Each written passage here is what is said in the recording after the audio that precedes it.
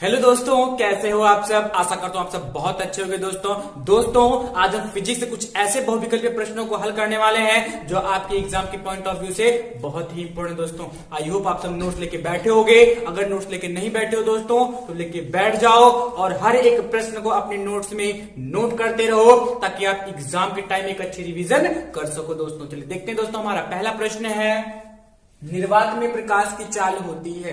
आपके ऑप्शन है दोस्तों 3 into 10⁷ metre per second, 2 into 10⁸ metre per second, 3 into 10⁸ metre per second, 3 into 10⁻10 metre per second. Question ने क्या कहा है दोस्तों कि निर्वात में प्रकाश की चाल होती है।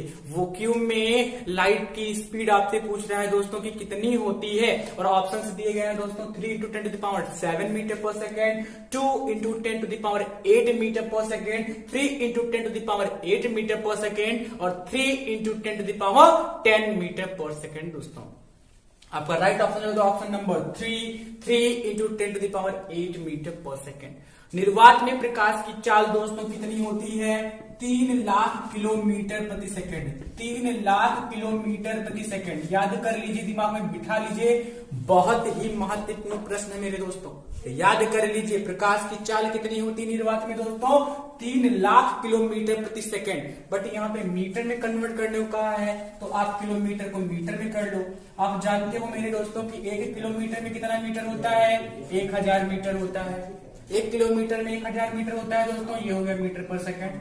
ओके क्लियर है। 1 2 3 4 5 6 7 8 यानी कि 3 into 10⁸ metre per second. 3 lakh kilometre प्रति सेकेंड को दोस्तों हम 3 इंटू 10⁸ मीटर पर सेकेंड लिख सकते हैं। तो आपका राइट ऑप्शन क्या है दोस्तों? 3 इंटू 10⁸ मीटर पर सेकेंड। दोस्तों निर्वात प्रकाश की चाल कितनी होती है? 3 लाख किलोमीटर प्रति सेकंड यानी कि 3 इंटू 10⁸ मीटर पर सेकंड। दोस्तों आई होप समझ में आया होगा।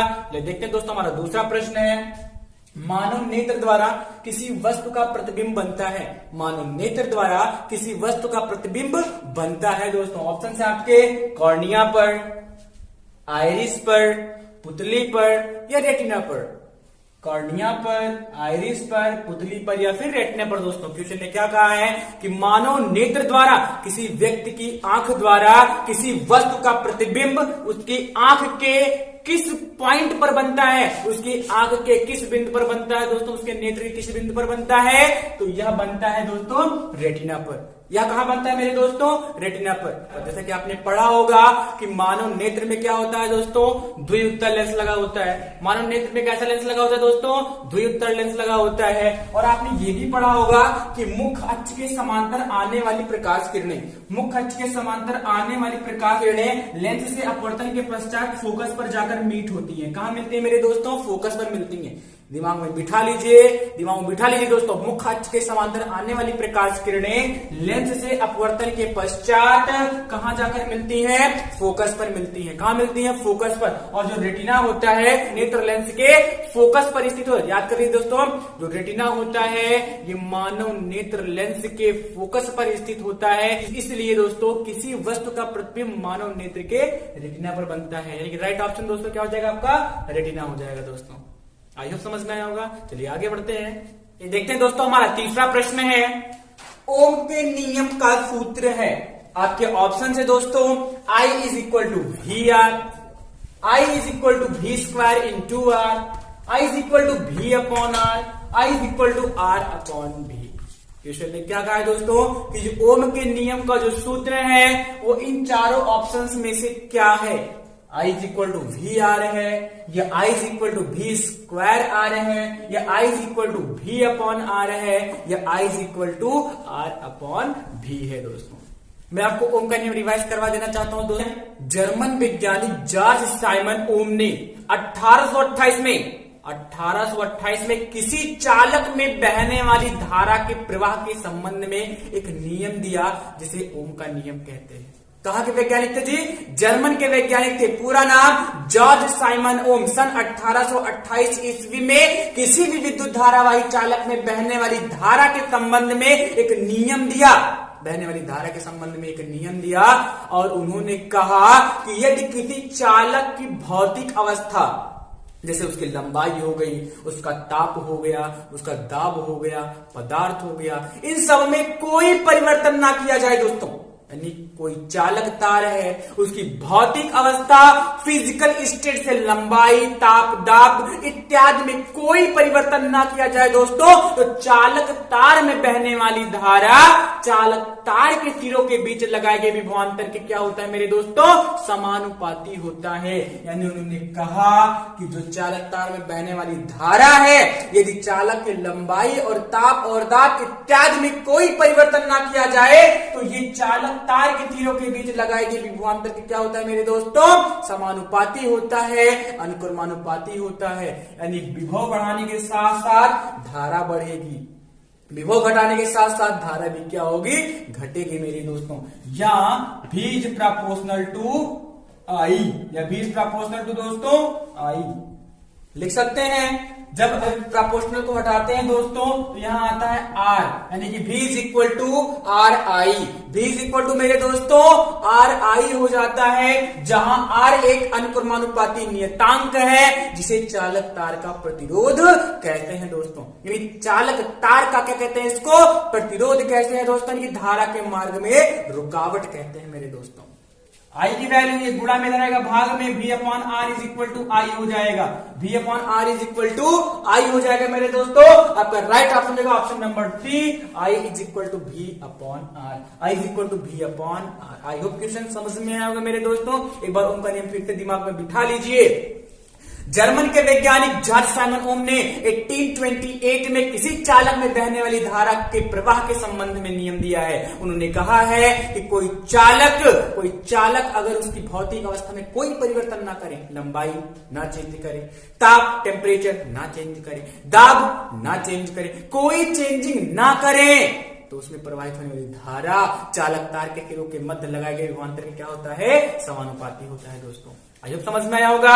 आइए चौथे प्रश्न की तरफ बढ़ते हैं दोस्तों। हमारा चौथा प्रश्न है, प्रकाश के लिए किस रंग का प्रकीर्णन सबसे कम है? ऑप्शन से दोस्तों बैगनी, नीला, पीला और लाल।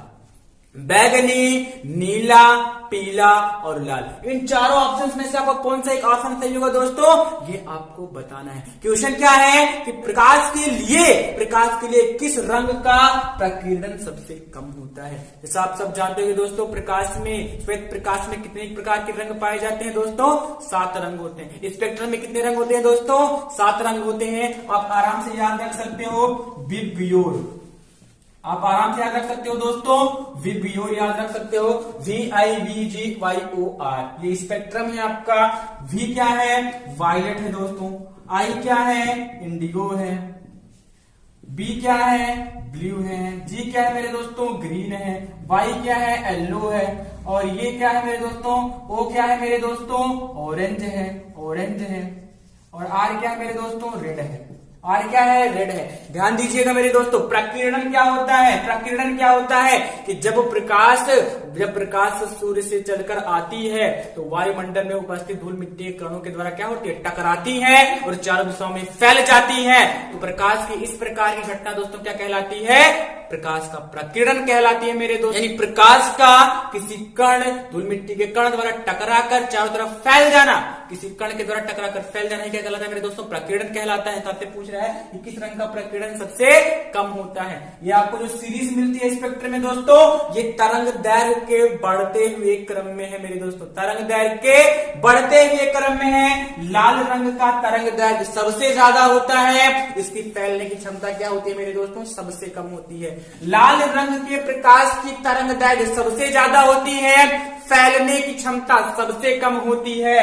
बैगनी रंग की तरंग दैर्घ्य सबसे कम होती है, फैलने की क्षमता सबसे अधिक होती है।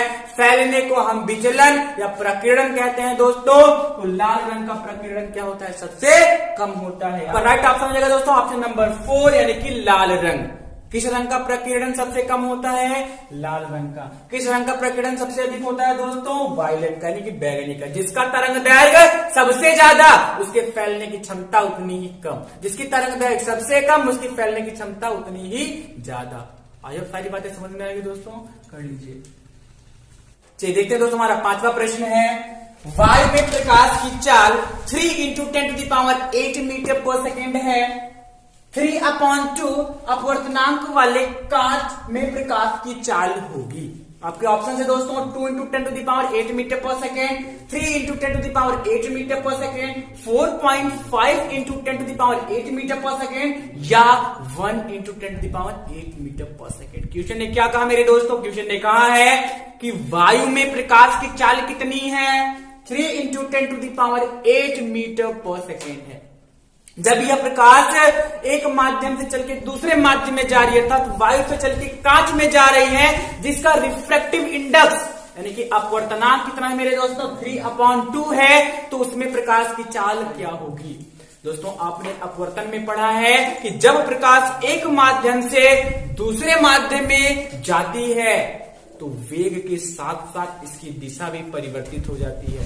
दिशा तो परिवर्तित ही होती है, साथ साथ वेग भी परिवर्तित हो जाती है मेरे दोस्तों। शुरुआत में पहले माध्यम में वेग कितना है? 2 माध्यम हो गए ना, वायु और कांच। पहले माध्यम में वेग कितना है मेरे दोस्तों? 3 इंटू 10⁸। जब यह 3/2 रिफ्रैक्टिव इंडेक्स वाले माध्यम में जाती है, यानी कांच में जाती है, तो वहां पे इसका वेग क्या हो जाएगा? ये आपसे पूछ रहा है मेरे दोस्तों। ऑप्शन है आपके 2 into 10⁸ metre per second, 3 into 10⁸ metre per second, 4.5 into 10⁸ metre per second या 1 इंटू 10⁸ मीटर पर सेकेंड।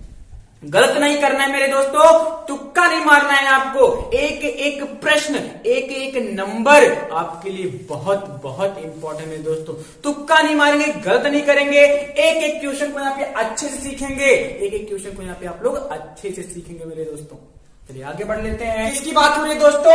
कांच में प्रकाश की चाल की। किसकी बात हो रही है दोस्तों? कांच में प्रकाश की चाल की। उसके पहले मैं आपको अपवर्तनांक बता देता हूं। अपवर्तनांक क्या होता है? अपवर्तनांक दोस्तों यन से डिनोट करते हैं, रिफ्रैक्टिव इंडेक्स होता है। यन इज इक्वल टू क्या होता है दोस्तों?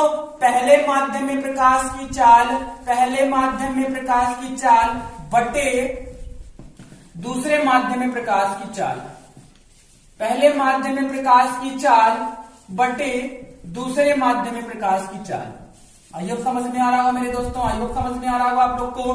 दूसरे माध्यम प्रकाश की चाल, पहले माध्यम में प्रकाश की चाल बटे दूसरे माध्यम में प्रकाश की चाल। अच्छे से समझिए, यानी हम अपवर्तनांक को ऐसे भी समझ सकते हैं दोस्तों कि किन्हीं 2 माध्यमों में प्रकाश की चालों का अनुपात उस माध्यम का क्या कहलाता है? अपवर्तनांक कहलाता है। क्या कहलाता है मेरे दोस्तों? अपवर्तनांक कहलाता है। प्रकाश वायु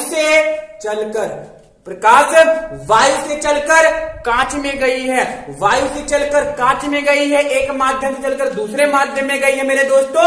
चाल क्या हो जाएगी? परिवर्तित हो जाएगी। चाल परिवर्तित हो जाएगी, वेग परिवर्तित हो जाएगी। तो आपसे पूछ रहा है कि वो वेग, वो चाल कितनी होगी मेरे दोस्तों? यन बराबर कितना दिया गया अपवर्तनांक? 3/2। कितना दिया मेरे दोस्तों? 3/2 दिया गया है।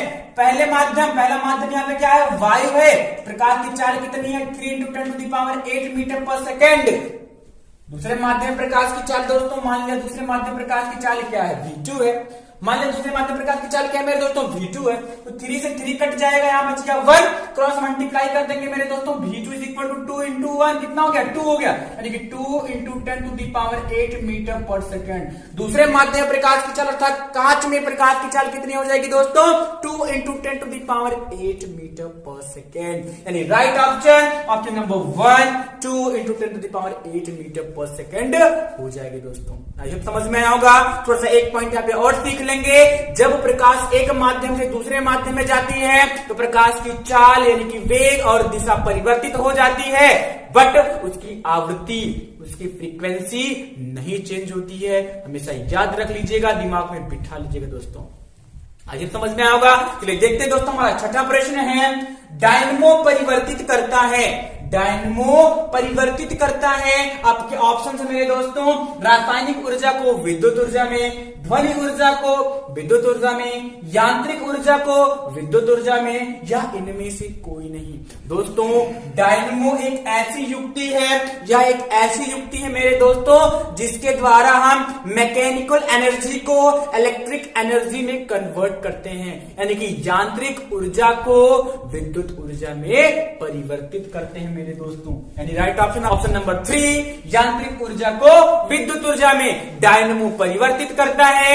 यांत्रिक ऊर्जा को विद्युत ऊर्जा में मोटर इसके विपरीत कार्य करता है मेरे दोस्तों। मोटर, विद्युत मोटर इसके विपरीत कार्य करता है।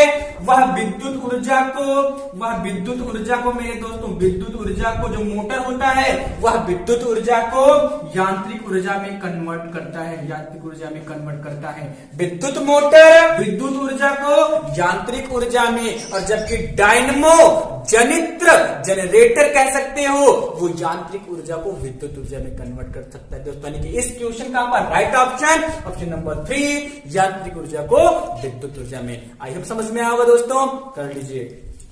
आई होप दोस्तों पिछला क्वेश्चन आपको समझ में आया होगा।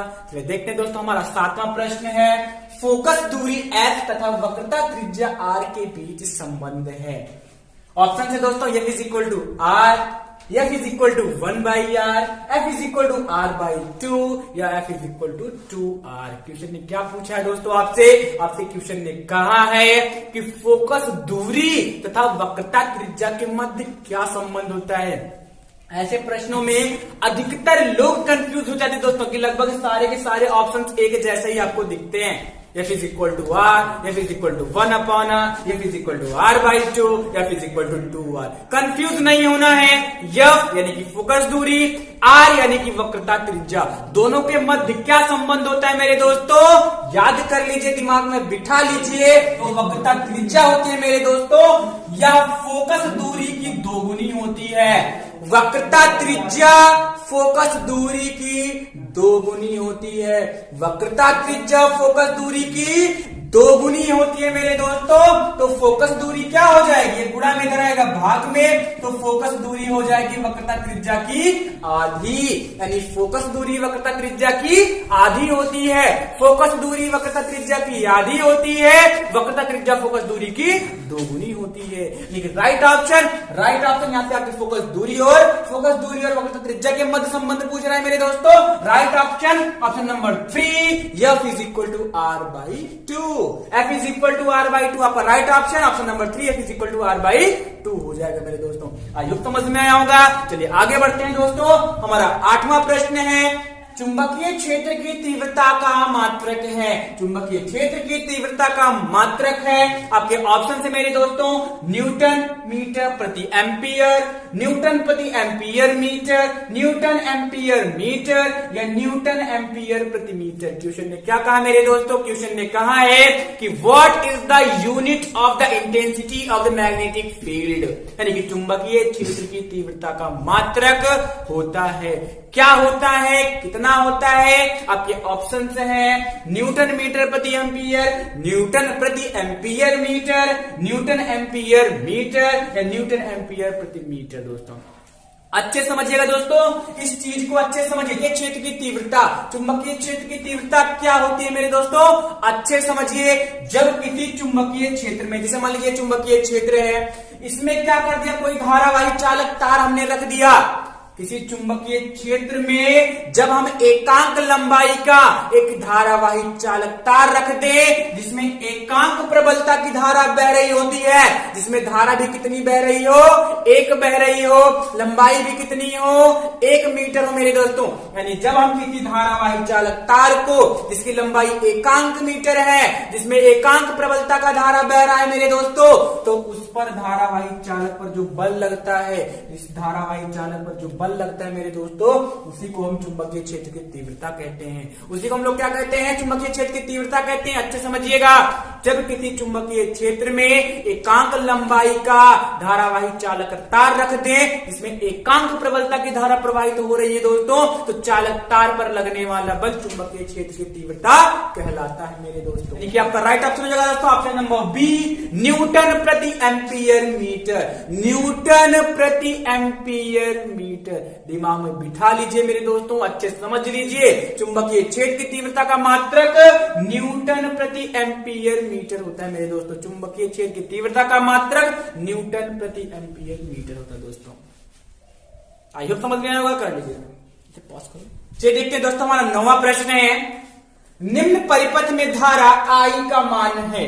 कोई परिपथ दिया गया है दोस्तों, कोई परिपथ दिया गया है और उसमें कहा गया है कि जिसमें प्रवाहित धारा आई है उसकी वैल्यू कितनी होगी, 1 एम्पियर, 0.5 एम्पियर, 4 एम्पियर या 2 एम्पियर। दोस्तों ये 4 ऑप्शंस हैं, इन 4 ऑप्शन में से कौन सा एक ऑप्शन सही होगा ये आपको बताना है मेरे दोस्तों।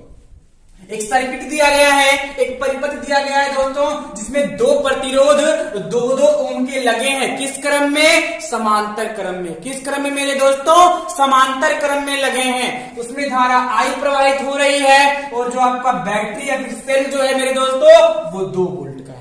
यानी इस परिपथ में 2 वोल्ट की बैटरी जोड़ी गई है और 2-2 ओम के 2 प्रतिरोध समांतर क्रम में जोड़े गए हैं। आपसे पूछ रहा है कि प्रवाहित धारा कितनी होगी मेरे दोस्तों। आई होप क्वेश्चन समझ में आया होगा। चलिए देख लेते हैं दोस्तों, सॉल्यूशन देख लेते हैं। ध्यान दीजिएगा, सबसे पहले हम क्या करेंगे, इस परिपथ का तुल्य प्रतिरोध निकालेंगे। सबसे पहले क्या करेंगे मेरे दोस्तों, इस परिपथ का तुल्य प्रतिरोध निकालेंगे। 2-2 ओम के 2 प्रतिरोध समांतर क्रम में दिए हैं, तो समांतर क्रम में तुल्य प्रतिरोध क्या होता है मेरे दोस्तों, 1/R = 1/R1 + 1/R2।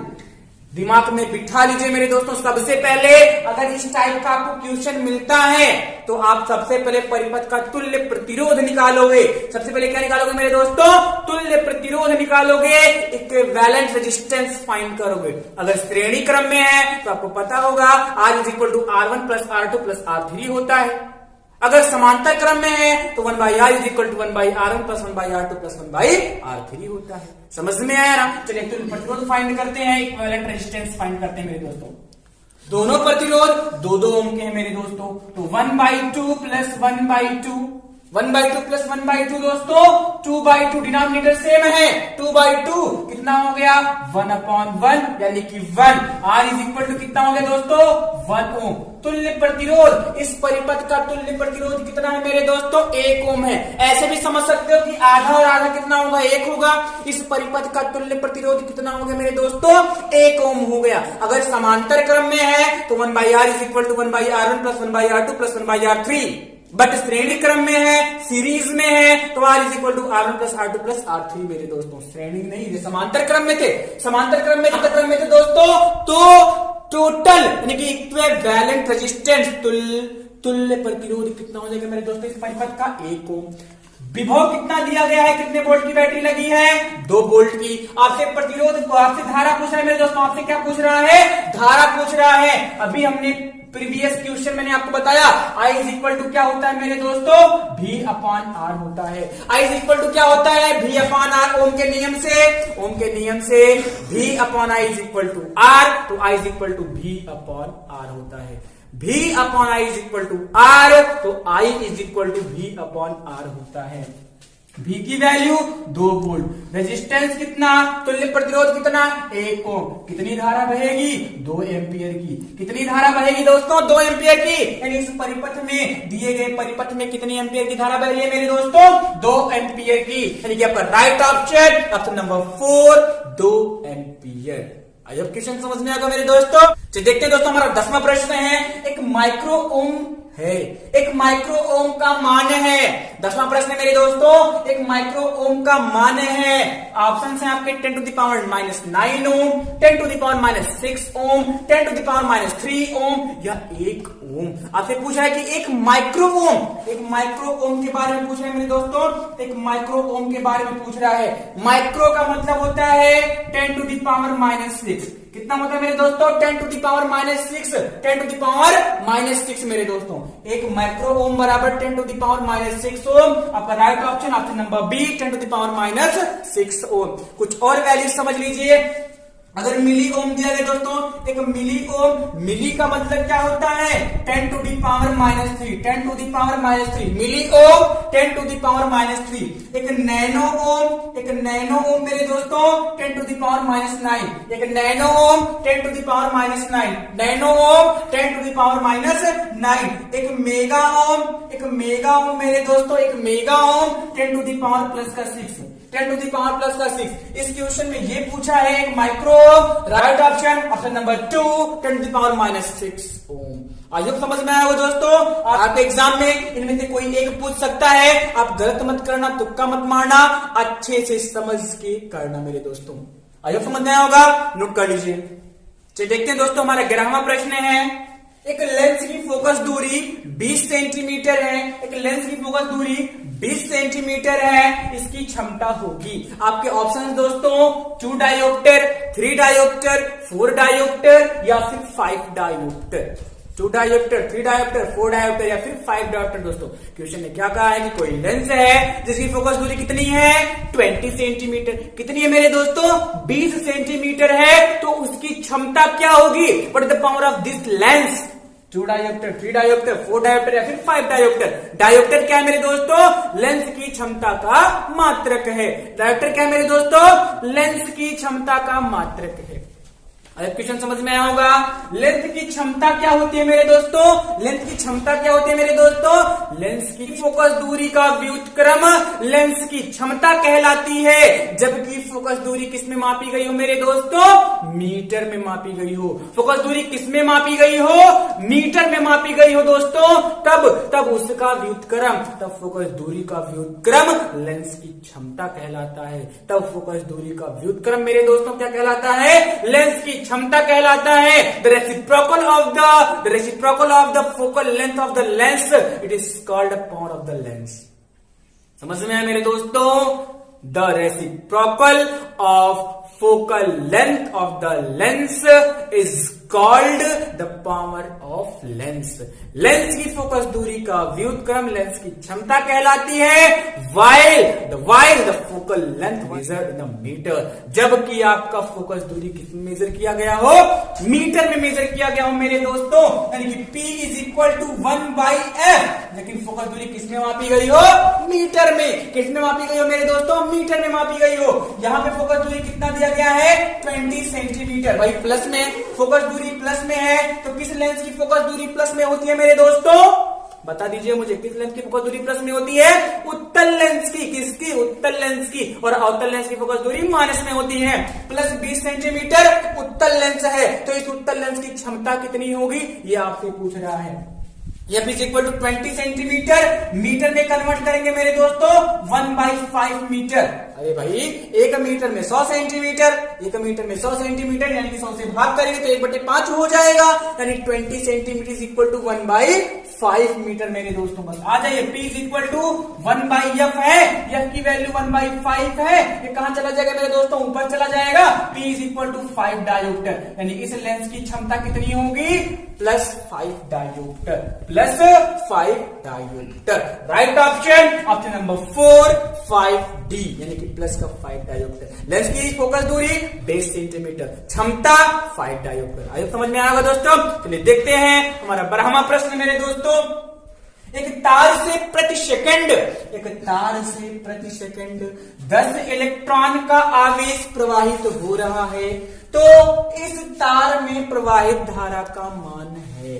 क्वेश्चन ने क्या कहा दोस्तों, कोई तार है उसमें 10 इलेक्ट्रॉन का आवेश प्रवाहित हो रहा है, वो भी प्रति सेकंड। हर सेकंड कितना आवेश प्रवाहित हो रहा है, 10 इलेक्ट्रॉनों का आवेश प्रवाहित हो रहा है मेरे दोस्तों। तो पूछ रहा है कितनी धारा बहेगी। ऑप्शंस हैं 1.6 into 10 to the power -19 ampere, 3.2 into 10 to the power -18 ampere, 3.2 into 10 to the power -19 ampere, 1.6 into 10 to the power -18 ampere. Question समझ में आएगा दोस्तों, यानी कितना आवेश प्रवाहित हो रहा है, 10 इलेक्ट्रॉनों के आवेश के बराबर। यानी एक इलेक्ट्रॉन का आवेश कितना होता है मेरे दोस्तों, 1.6 into 10 to the power -19 coulomb. एक इलेक्ट्रॉन का आवेश कितना होता है मेरे दोस्तों, -1.6 into 10 to the power -19 coulomb. तो 10 इलेक्ट्रॉन का आवेश कितना हो जाएगा मेरे दोस्तों, 10 into 1.6 into 10 to the power -19, यानी कि 1.6 इंटू 10 टू द पावर -18। भाई देखिए ध्यान से, ये पावर 1 है, to the power +1, 10 to the power -19, multiply में पावर्स ऐड हो जाएंगी, 1 प्लस -19 यानी कि -18, यानी 10 इलेक्ट्रॉनों का आवेश कितना हो गया मेरे दोस्तों, 1.6 into 10 to the power minus 18 coulomb, यानी प्रति सेकंड कितना आवेश बह रहा है, प्रति सेकंड कितना आवेश बह रहा है मेरे दोस्तों, 1.6 into 10 to the power minus 18 coulomb. तो धारा कितनी होगी आप जानते होंगे दोस्तों, I is equal to Q by T, I is equal to Q by T. किसी चालक तार में इलेक्ट्रॉन की प्रवाह की दर को क्या कहते हैं, विद्युत धारा कहते हैं। क्या कहते हैं मेरे दोस्तों, विद्युत धारा कहते हैं। I is equal to Q by T, T कितना प्रति सेकंड, एक सेकंड कितना आवेश बह रहा है प्रति सेकंड, ध्यान दीजिएगा कितना आवेश बह रहा है यहाँ पे, 1.6 इंटू 10 की पावर माइनस 18, तो 1.6 इंटू 10 की पावर माइनस 18 अपॉन 1 मात्रक हो जाएगा एम्पियर। धारा का मात्रक मेरे दोस्तों एम्पियर होता है। क्या होता है एम्पियर, तो I is equal to 1.6 into 10 to the power minus 18 ampere. I hope समझ में आया होगा दोस्तों। Right option, option number 4, 1.6 into 10 to the power minus 18 ampere. I hope समझ में आया होगा मेरे दोस्तों, कर लीजिए।